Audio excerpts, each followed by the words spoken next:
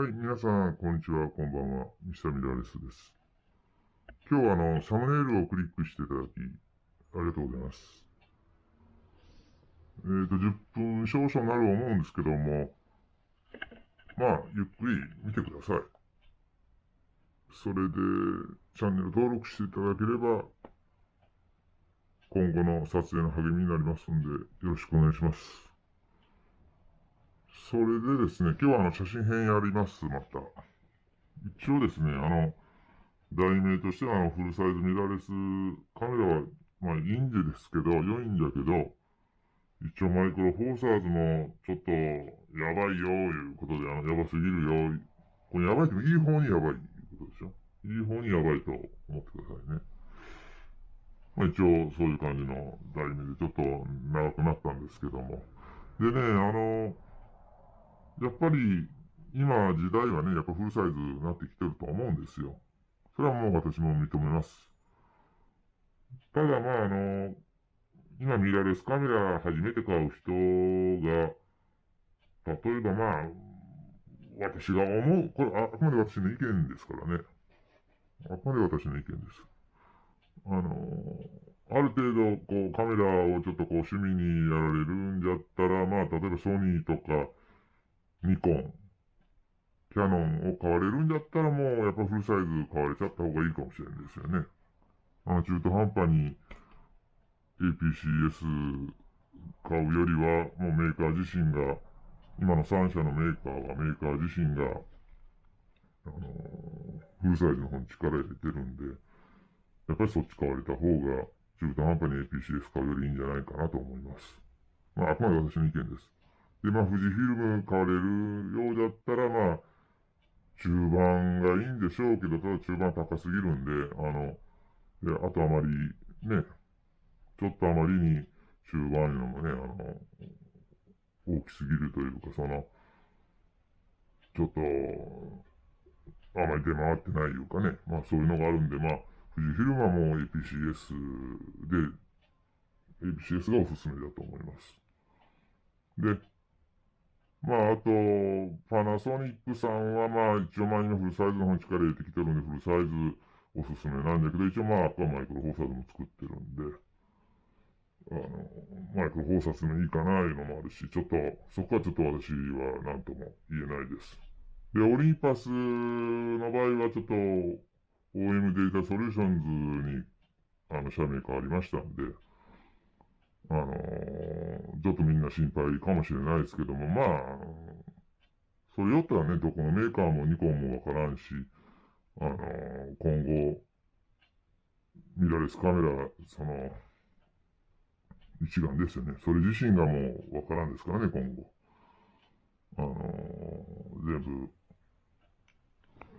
中にね、iPhone みたいなね、あの、携帯電話のカメラになる可能性が出てくるじゃないですか。だから、オリンパスがどうのこうの、もうマイクロフォーサーがどうのこうの言う前に、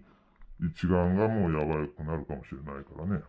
だから、オリンパスで不安じゃいう人もおるんかもしれんけど、別に、私は気にせずオリンパスをしたんですけど、で、オリンパス買うんだったら当然マイクロフォーサーズになるんで。で、じゃあ、どれがいいかいうのもちょっとね、もう、個人個人の、思いがあるでしょうから、なんとも言えないですけど、一応、マイクロフォーサーズもいいですよ、やばいですよ、いうことをちょっと言いたかったんで、私がマイクロフォーサーズ持ってるんでそういう話になってしまうんですけど、それでですね、ちょっと今回YouTuber さんの中に松チャンネルさんいう、松チャンネルいうチャンネルと、都市ボーズチャンネルっていうチャンネルがあるんですけども、そちらで、ちょっとつい最近、これ一週間ぐらい前ですかね。で、あと、こちらが、数週間前見たんですけど、あのこのね、えーっと、この話を今回ちょっとしようと思います。これを皆さんも見られたら、このマイクロフォーサーズがいい方にやばいんじゃないかいうのがなんとなくまあ、感じてもらえるんじゃないかなと思うんですけどね。ちょっと、まあ、見ちゃったらいいと思うんですけどね。これちょっとおすすめですね、この動画は。それでね、じゃあなんでこれがおすすめかいうのがですね、ちょっとこれ行く前に、こっちなんですよね。高則矢沢高則さんっていうチャンネルがあるんですけども、これちょっと結構ご存知の方いるんじゃないんですかね。あの、東京オートサロンじゃとか、なんかレースクイーンさんなんか撮ってる分ですよね。あと、東京のコレクション分撮られたりしてる人なんですけど。で、まあ、この方のですね、まあ私もよく見るんですけども、まあいろんないいことを話されてるんですけど、この方のね、イエタの276、機材紹介のところでパナソニックの S1 対ソニーの α9、手ブレ補正対決っていう動画があるんですけども、この動画の中に、結局このパナソニックの S1 フルサイズね。で、ソニーの α9 フルサイズ。まあ、どちらも当時フラグシップみたいなもんですよね。まあ、フラグシップか言われたらちょっとよくわからんけど、そんな感じですよね。で、その二つのね、手ブレ補正対決でも、ソニーの α9 は、ちょっとまあシャッタースピード遅すぎるから、ちょっと一概なこと言えんけど、まああくまでシャッタースピードの話になると思いますけど、手ブレ補正がね、ソルファーアルファ9よね、ソニーの。全然手ブレ補正ダメなんですよ。で、S1 はもうすごいええんじゃけど、うん。相手にならんと比べ物ならん、もう、比べるだけソニーさん恥ずかしいね。これ出してほしいないぐらいのあれなんだけど、まあ、こっちすごくいいんですけど、パナソニック S1。これをあくまで見ちゃったらもう、この S1 のがすごくいいのがわかるんですけど、手ブレ補正。この分の話を今何でしたかいうのは、ここで都市坊主チャンネルさんが、あのーこの S1、まあ S1 でも S1R か。まあ S1 と S1R の違いちょっといまいち私もよくわかんないですけど、この S1R、ルミックス S1R フルサイズと G9 プロ、マイクロフォーサーズ。これのね、取り比べされとるんですよ。で、まあ、この取り比べされとるのは、両方カメラ持ってられるんですけど、多分持ってられると思うんですけど、この方。あの、取り比べされててね、これちょっとみんなも見てもらいたいんだけど、あんまり写っとる内容、写真見てね、じゃあどっちがどうかってあんまわからん思うんですよね。で、フルサイズじゃあこうって、そんなにいいんかって言って、別にこのマイクロフォーサーとあんまり見てわかるかなと思って、まあ私のね、どういうんかね、メジャーあまりわからんのよね、正直言うて。で、こっちがいい時もあるようなぐらいね、マイクロフォーサーズの。だから、まあ、なんか言いたいかいのはこのソニーの α9 より S1 の方が手ブレ補正いいんじゃけど、これ見てすぐわかるんで。で、この S1R と G9 Pro はまあ見てあんまりわからんけど、こっちがええような時もあるからね。だったら、マイクロフォーサーズのフルサイズなんか変わらんのやんかなと思ってね、人間が見る目で。重箱つつくような感じでね、炭を。重箱の炭つつくように見たら、もう、それは S1R の方がええんかもしれんけど、G9 Pro より。普通人間の目で見て、わからんわと思ってね。で、まあ、あのーまあちょっとこれが、都市坊チャンネルさんの見てたらそう思いました。で、その時に、このね、都市坊チャンネルさんのマイクロフォーサーズをおすすめする理由のイエタの064か。こんな動画もちょっと見てもらえたらね、1週間ぐらい前のですかね。あのすごい、こ私としては嬉しかったんだけど、あのこの9分ぐらい経った時に、マイクロフォーサーズとフルサイズのちょっと違いをやりだしたんだけど、結局どっちがいいかってなんかもう、この方でさえわからんって言われとるんで、じゃあフルサイズってのは何だろう思ってね。で、まあ、いいとは思うんじゃけど、ここを見る限りね、あまり差がないんかなと思って。で、ただね、こちらの都市房チャンネルさんのこれを見てたら、ね、室内バレーのスポーツ撮影したら、明らかにフルサイズがいいって言われてるんですけども、まあ、この方はフルサイズとマイクロフォーサーズ両方持たれとって、そう言われてるんで、まあそうなんかもしれないですね。私はちょっとフルサイズ持ってないから、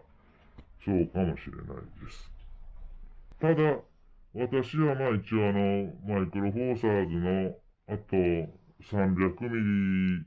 リの F4 投資っておかしいんだけど、単焦点 F4 持ってるんですけども、オリンパスのプロレンズですね。あれでバレエも撮ってますけど、結局設定のね、ホワイトバランスとか、まあいろいろあるんだけど、シャッタースピードとか、あの結構映画に撮れますよ。別にフルサイズの意味があるんかなと思って、つくづく思うんだけど、ただまあ、A に越したことはないからね、フルサイズの方がいいんかもしれないですけどね。で、ただ、私の友達はフルサイズニコン実は持っとるんですけども、あと、富士の APCS の持ってますけど、意外と手ブレとかされてますよ。して、ニコンのフルサイズで撮られとるけど、私のマイクロフォーサーズの方が綺麗に映っとる、比べたらいうのもありますからね。だからどっちがどういうの、一概にまあ、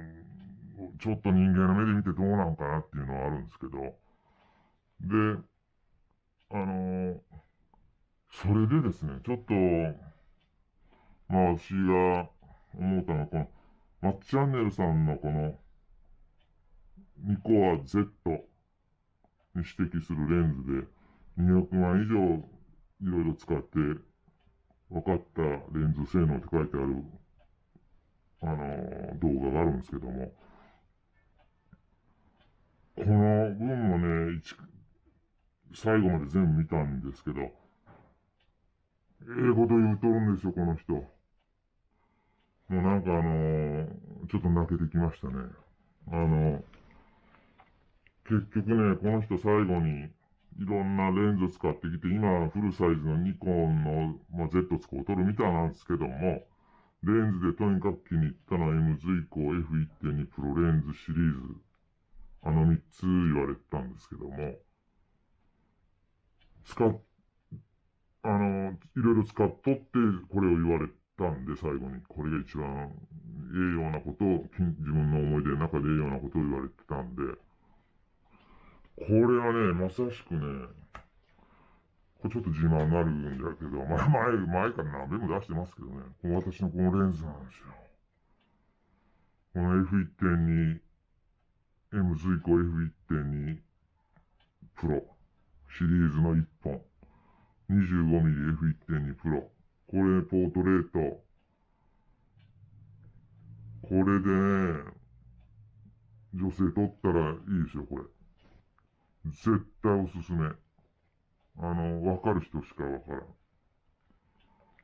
ん。まあ、他の、まあ、結局ね、私もそうは言っとるけど、じゃあ、他のレンズと比べて並べられて、じゃあわかるか言われて、まあ、正直言うとちょっとわからん部分もあります。ただまあ、この方はいろいろ、いろんなレンズ使われとって、この MZ 以降 F1.2 プロシリーズを進められとったんで、あのーまあ、最後にそうやって進めてましたんで、まさしくこのレンズなんで、まあ、シリーズのには17ミリと45ミリ、あと私が持ってる25ミリ。まあ、これ、35ミリ換算したら50ミリメフィッテンになるんですけども、それに都度進められてましたけど、これそのうちの一つですけどね、これ。山岸慎さんと、あと、長谷尾さん、プロの方ですよね。あちらの人が、やっぱり、M 図以降を進めとるいうことで、ちょっとね、私もね、これ、持っとって、震えが来ましたよ。このことじゃん、思ってね。やっぱこれでちょっと、ポートレートしばらく撮り続けようかな、思ってね。そういう感じでね、ちょっと話がだんだんそれてきたんだけど、でも何が言いたいのはもうこれなんですよね。マイクロフォーサーズもちょっとやばいですよと。人間の目で見てね、そんなにフルサイズのレンズとそこまで変わるんかいうことでね、変わると思うよ、見る人が見たら。だけど、じゃあ言うて、そんなにわかるもんなんかなと思ってね。私はマイクロフォーサーズしか使ってないからね。あの、何おるんかいっていう人はおるとは思うんですよ。フルサイズ使った人で。だけど、このマッチャンネルさんは、もういろいろフルサイズのから、マイクロフォーサーズから全部使っとって言われとるし、この都市坊主チャンネルさんも両方使われとって、マイクロフォーサーズで名誉みたいな感じのことで言おるしね。だけ、もうちょっとわからんようになってきてね。とにかくマイクロフォーサーズもやばすぎるね、いうことをちょっと言いたかったです。今日はご視聴ありがとうございます。これからもどうぞよろしくお願いいたします。